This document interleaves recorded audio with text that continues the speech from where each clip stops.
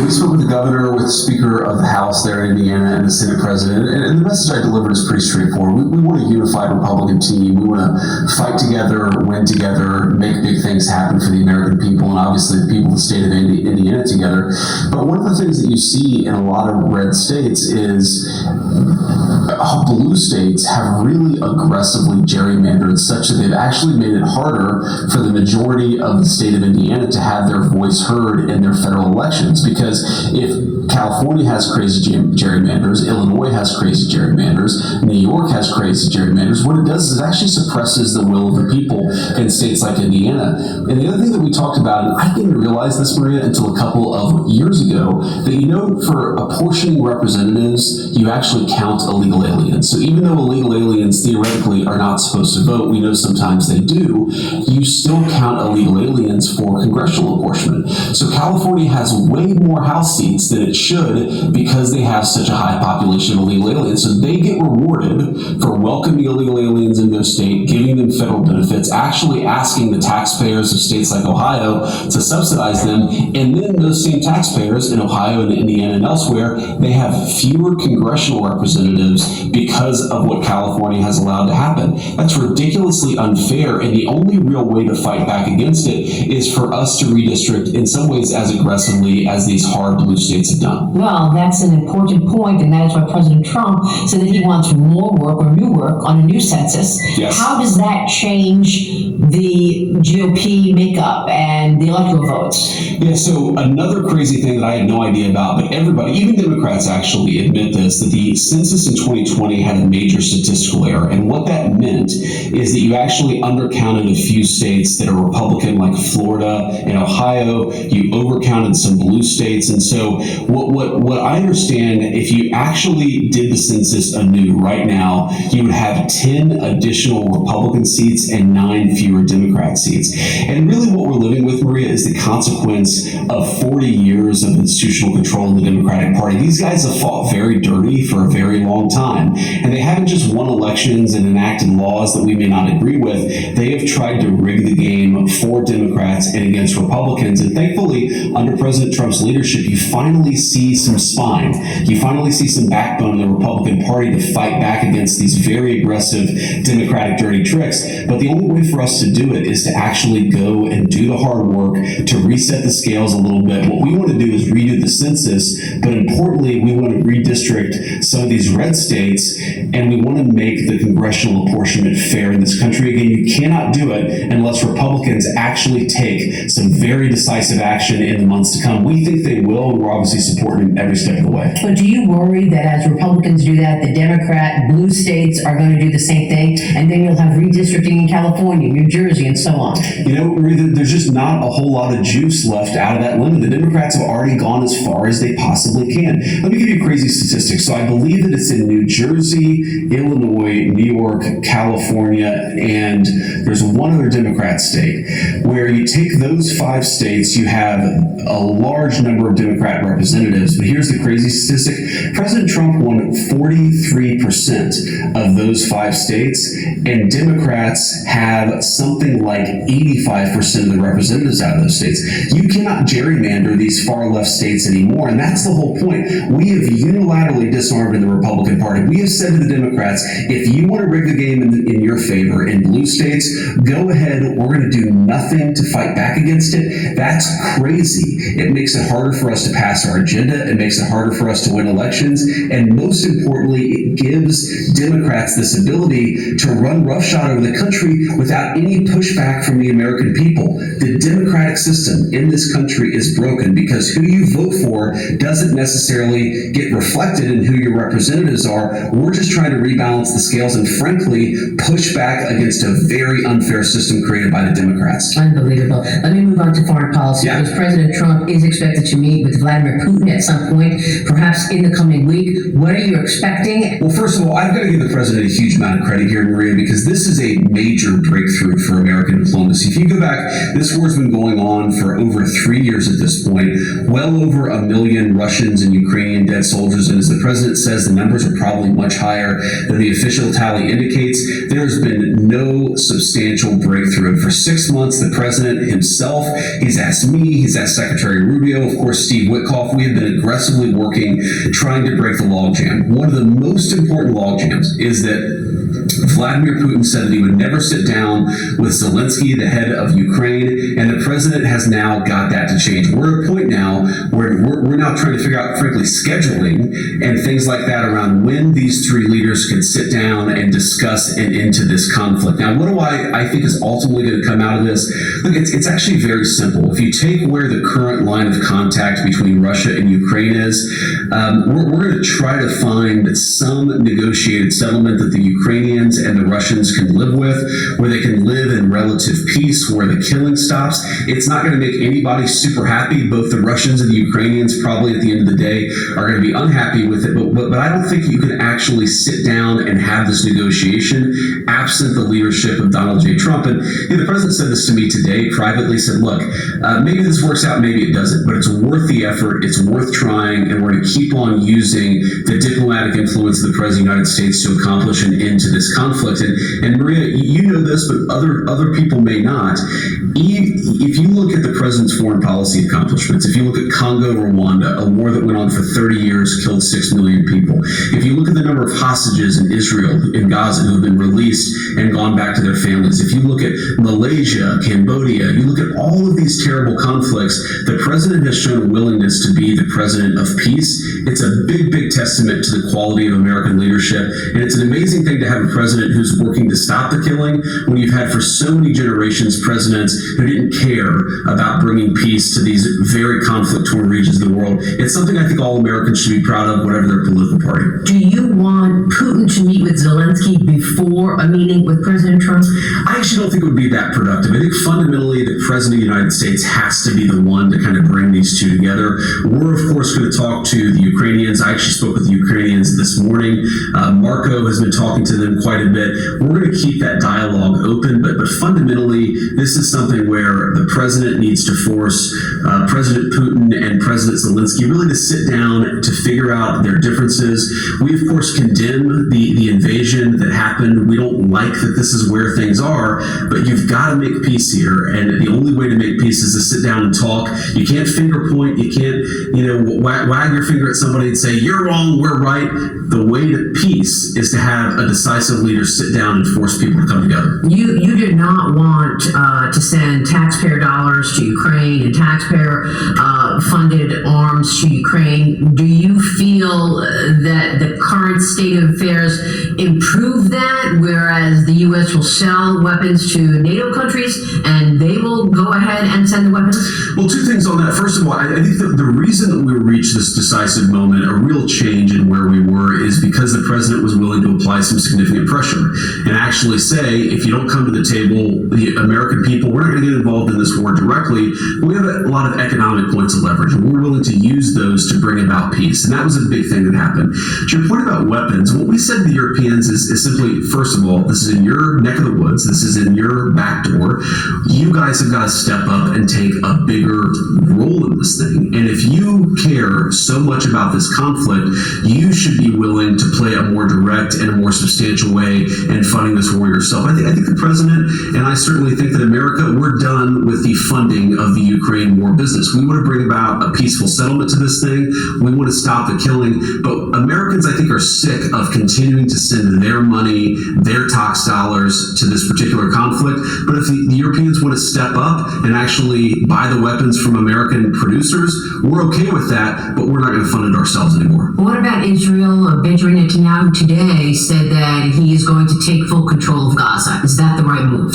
Well, ultimately, that's up to Benjamin Netanyahu. Obviously, there are a lot of downsides, a lot of upsides to that. But I think fundamentally what we're trying to accomplish for America's perspective is, number one, we want to make this so that Hamas Hamas cannot kill innocent people, Israelis, Americans, or anybody else. Number two, we want the hostages to come home. And number three, the president's been very clear that you do have a humanitarian crisis there, where they have a lot of innocent people who are really struggling, and we want to make sure that the people of Gaza are able to get food, able to get medicine, and so forth. And so we're trying to accomplish all three of those things. And what the president has said is he wants to be, again, the president of peace. He is encouraging through every diplomatic method possible a rapid end to the conflict. The hostages get to come home. The people of Gaza get a free flow of humanitarian aid. That's what we're working towards, and we're going to keep on working with our allies in the region to make that happen.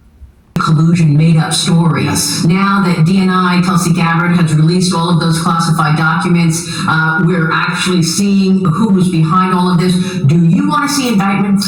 I absolutely want to see indictments, Maria. Look, of course, you got to have the law follow the facts here. You don't just indict people to indict people. You indict people because they broke the law. But if you look at what Tulsi and Kash Patel have revealed in the last couple of weeks, I don't know how anybody can look at that and say that there wasn't aggressive violations of the law. What they basically did is they defrauded the American people in order to take Hillary Clinton's presidential campaign talking points and turn them into intelligence by defrauding the American people, defrauding the intelligence agencies, lying about what the intel said.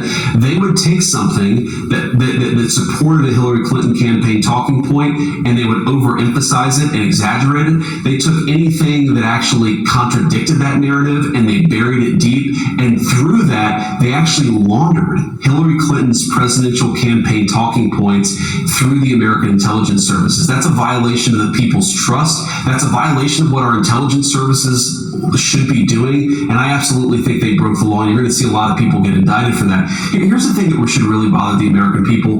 What do you want our intelligence community to be doing? I want them to be catching bad guys. I want them to be making sure that terrorists aren't going to kill innocent American civilians. I don't want them laundering Hillary Clinton's campaign talking points into the American media and giving them this air of legitimacy. It is sick and it's disgusting. It hurt the intelligence community, it hurt the American people, and it hurt the first Trump administration. We've got to have consequences for it, or we're just going to see the same play repeated again and after again. How significant did it impact the president's first term? Because remember, a lot of people didn't want to work in the administration. He was always on defense, saying, I didn't collude. Sure. What kind of an impact was there to actual policy and the impact on the American people? It certainly had an impact, Maria. The president likes to say this, and I really think it hits the nail on the head, that as much as he got accomplished, and I think the first Trump administration was a major, major success for the American people, he was both governing but also fighting to survive. Imagine if he was able to put 100% of his efforts and his attention on just doing the job of President of the United States.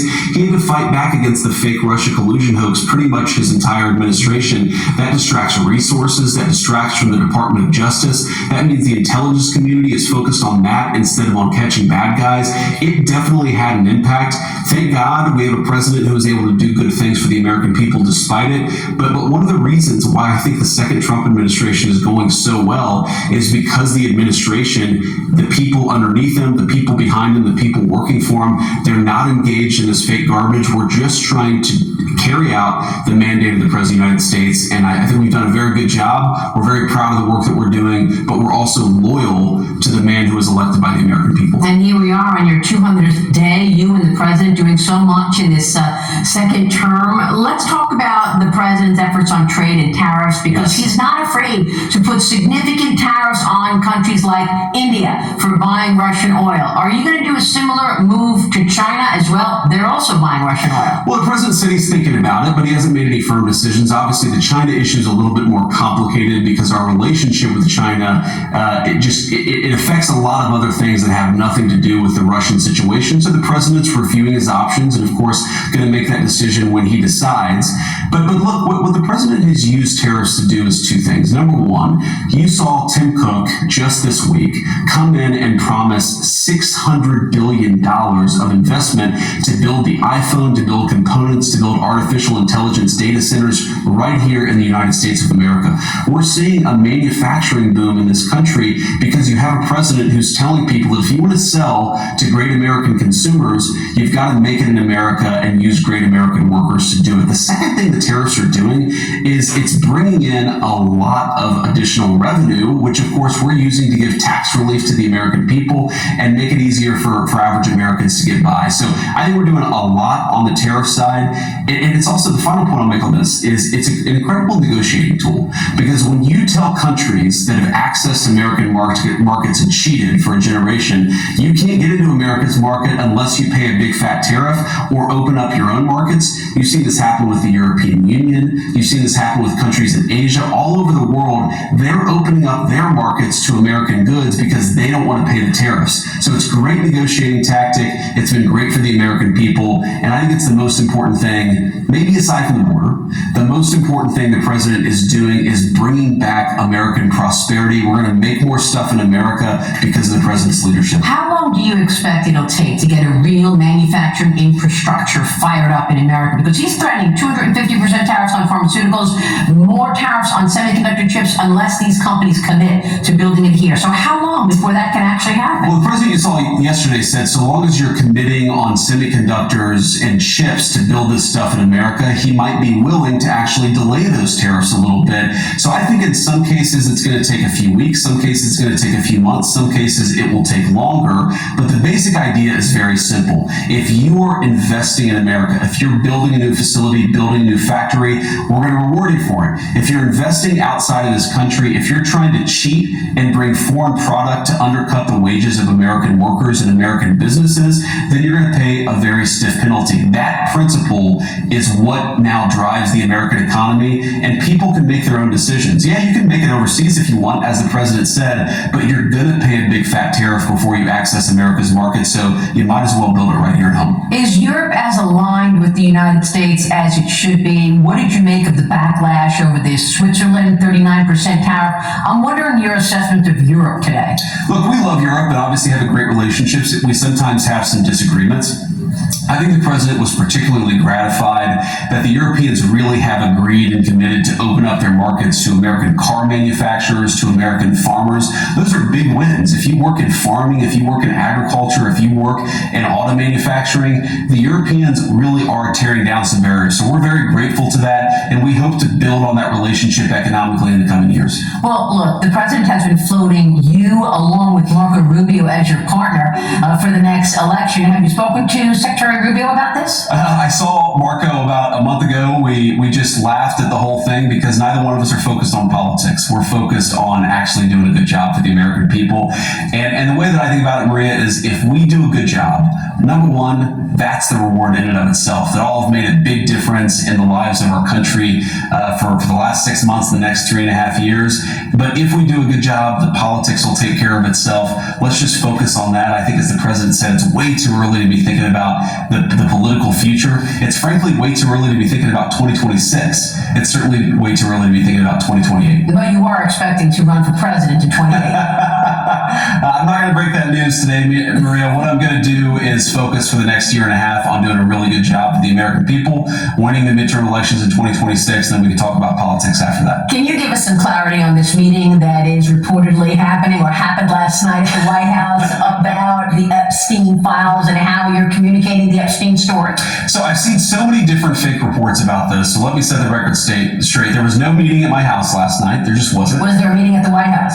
We did meet at the White House yesterday, but not at the time that they said that we were going to meet, and not about the subject that they said that we were going to meet about.